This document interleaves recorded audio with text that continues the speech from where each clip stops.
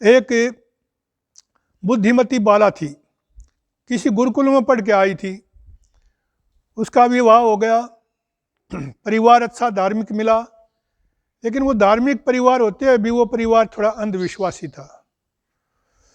और वह कन्या जिसका विवाह हुआ था वो एक कमरे में बैठ कर के, उस एकांत में बैठ कर भगवान का ध्यान किया करती, संध्या उपासना किया करती।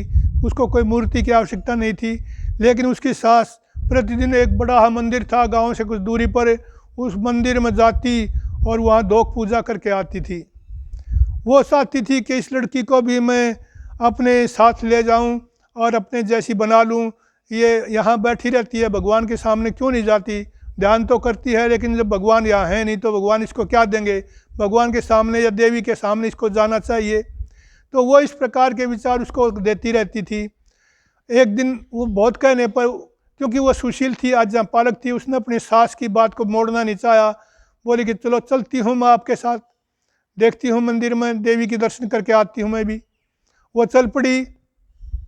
जब मंदिर में पहुंची, मंदिर बहुत विशाल भव्य, बहुत ऊंचे स्थान पर बना हुआ, काफ़ी शानदार उसके निर्माण की कलाकृति थी, बहुत प्रभावशाली था। तो कुछ सीढ़ियाँ चढ़ करके मंदिर में प्रवेश करना होता था, लगभग 15-20 सीढ़ियाँ चढ़नी होती थी। तो जब वो चढ़ने लगी तो उस सीढ़ियों के दोनों तरफ कहीं शेर की आकृति शेर बना रखे थे।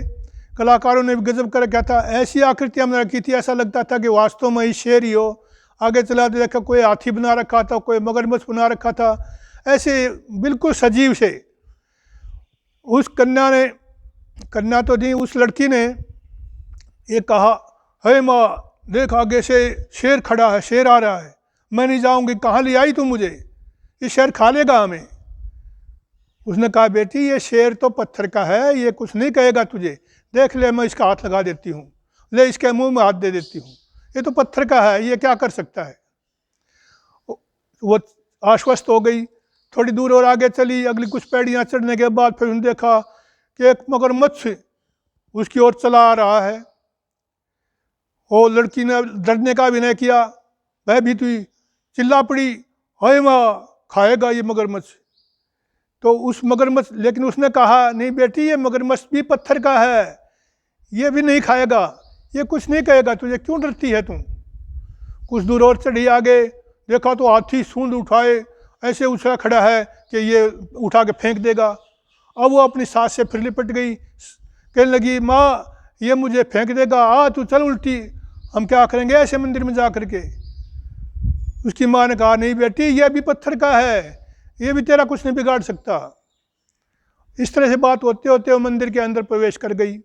मंदिर में देखते हैं तो काली देवी बहुत शानदार सजी धजी वस्त्र, उसके शानदार वस्त्र में बैठी, और पास ही पर्वतों की आकृति सी बना रखी, झरना बह रहा था।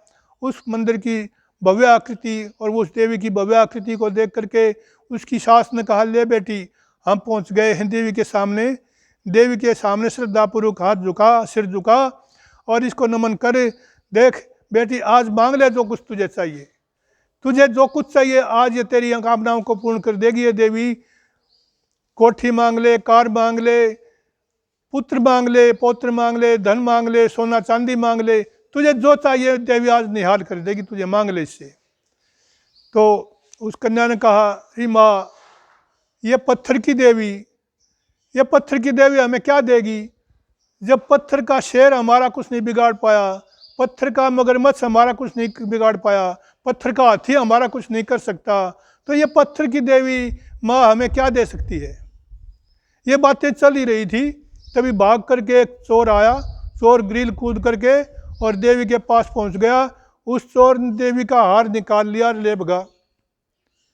वो देखते रह गई हक्के बक्के। उस लड़की ने कहा, माँ देख ये चोर इस देवी का हार भी निकाल ले गया। देवी ने कुछ भी नहीं कहा, देवी कुछ भी नहीं कर पाई। माँ पत्थर पूजा करते करते तेरी बुद्धि भी पत्थर की हो गई है, आज चलेंगे। उसकी माँ की समझ में भी ये बातें आई।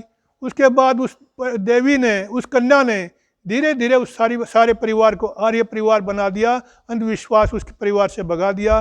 तो हमें पिता परमात्मा की उपासना इसी रूप में करनी चाहिए। ओम।